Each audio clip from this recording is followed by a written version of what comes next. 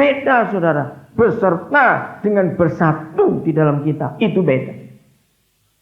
Ini yang dinubuatkan oleh para nabi, bahwa hidup Yesus Tuhan kita itu semuanya jalan dalam ketetapan yang Bapa tetapkan untuk dia. Yesus Tuhan kita tidak jalan sendiri dengan semau-maunya, walaupun dia punya hak untuk bebas.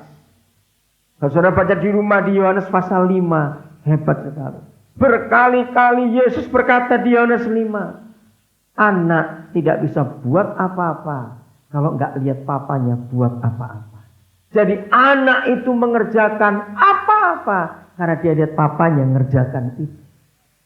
Bayangkan seorang Yesus yang adalah Tuhan. Dia menundukkan diri dan dia taat seperti itu kepada papanya. Dia nggak bisa buat apa-apa kalau dia nggak lihat papanya buat apa-apa itu.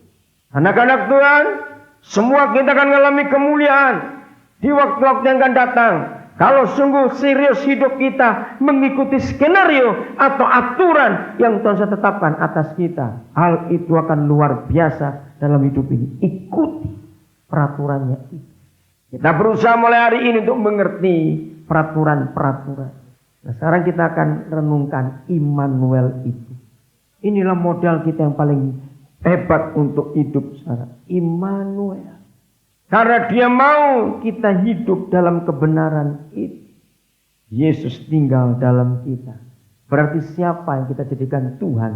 Tuhan, pemimpin, pengatur dalam hidup ini. Setiap hari ada pilihan dalam hidup kita untuk nurut siapa. Setiap hari kita punya pilihan untuk nurut siapa. Ada banyak hal yang kita bisa pilih dalam hidup ini. Maka itu pilihan ini sangat menentukan ke arah mana kita melangkah dalam mengambil keputusan, maka disitulah kita akan ditentukan gagal, berhasil, diberkati atau tidak.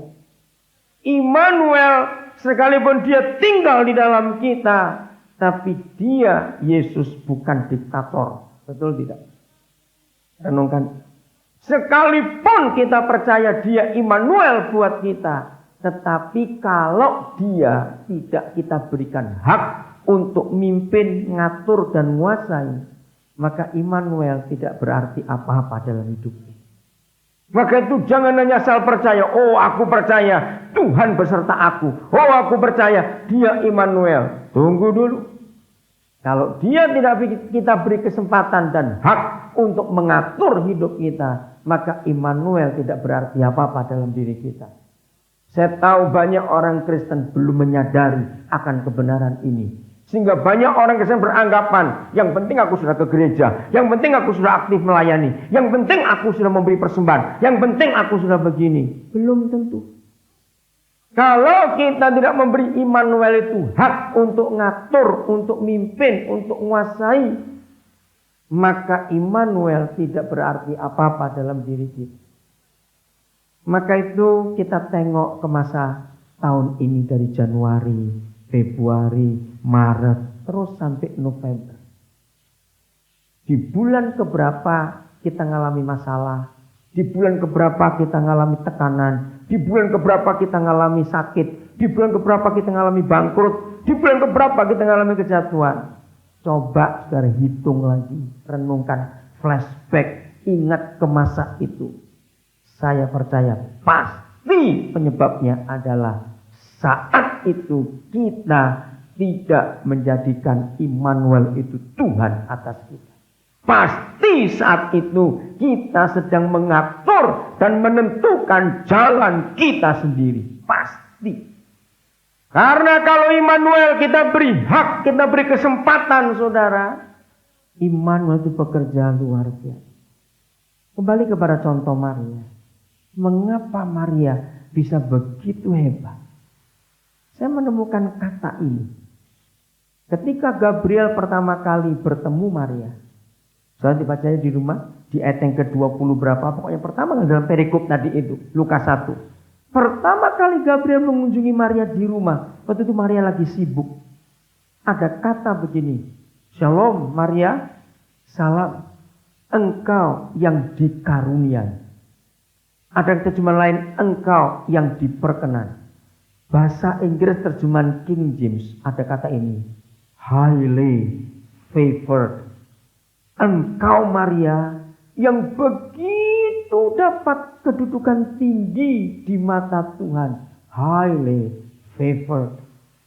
Engkau yang dikaruniai. Engkau yang berkenan. Saya mencari.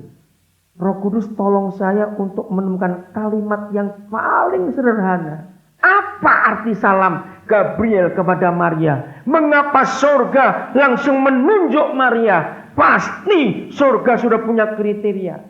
Saudara bayangkan kalau surga nggak punya kriteria. Pokoknya Gabriel suruh turun dari surga. Gabriel pokoknya cari gadis. Zaman itu ada ribuan gadis. Zaman sekarang sudah rusak semuanya. Ngeri keadaan. Bayangkan kalau surga nggak punya kriteria. Capeknya Gabriel keliling rumah dan keliling kampung.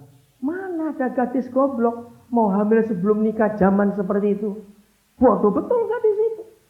Bisa bayangkan Gabriel keliling beberapa minggu itu cari gadis. Nggak ada yang mau. Tapi karena dari surga sudah punya kriteria. Cari gadis yang highly favored.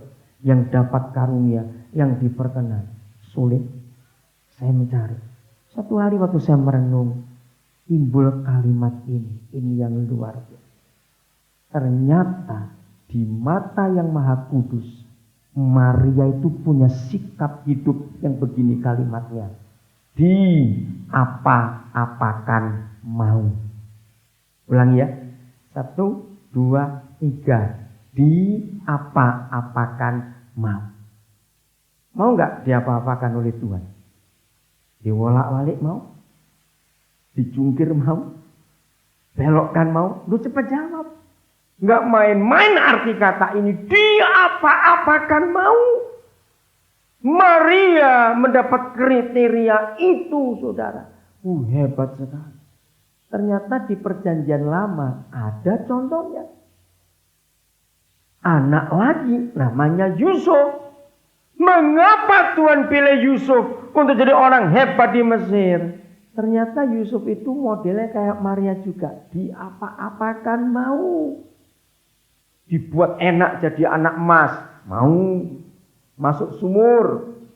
Bukan cari kodok. Karena dibuang. Mau. Diangkat dari sumur. Jadi budak. Mau. Tuhan berbelas kasihan. Potifar hatinya berubah. Yusuf jadi budak kesayangan. Tinggal di rumah Potifar. Mau. Nah cuma ini yang gak mau dia. Waktu Tan Tepo cari gara-gara. Awas. Dia tidak mau. Beda. Pokoknya kalau Tuhan yang ngapa-ngapakan. Dia mau. Kalau orang dia tidak. Dia difitnah habis-habisan. Mau. Masuk penjara. Mau. Diapa-apakan. Saudara, 2 contoh ini. 1 Yusuf perjanjian lama. 2 Maria perjanjian baru. Adalah 2 tipe yang Tuhan cari di gerejanya pada akhir zaman. Katakan amin. Diapa-apakan mau. Satu kali, sudah lama, tahun 80-an yang lalu. Saya khotbah di wisuda sebuah sekolah Alkitab. Di Roh Kudus ingatkan, ada beberapa mereka yang sedang membandel dan membantah. Disuruh pergi ke satu tempat yang sulit. Alasannya, kok saya nggak dengar? Tapi begitu ke tempat yang kelihatannya enak. Oh ya saya percaya itu suara Tuhan. Enak aja. Maka itu kita harus jujur pada diri kita sendiri. Siapa yang kita ikuti dalam hidup ini? Suara siapa? Siapa jadi Tuhan dalam hidup kita? Untuk apa saja? Diapa-apakan mau. Yusuf mengalami penderitaan yang gak main-main. Tapi dia tetap setia. Nah, bisakah Papa di surga menemukan karakter itu dalam diri kita? Diapa-apakan mau. Misalnya yang biasa tidur pakai AC, mau 2 hari gak pakai AC? Misalnya ini cuma tanya saja. Dan tidak boleh ngomel. Perkara kecil. Misalnya itu terjadi. Nah inilah yang Tuhan cari pada akhir zaman dalam kehidupan kita. Pribadi yang hebat. Mari kita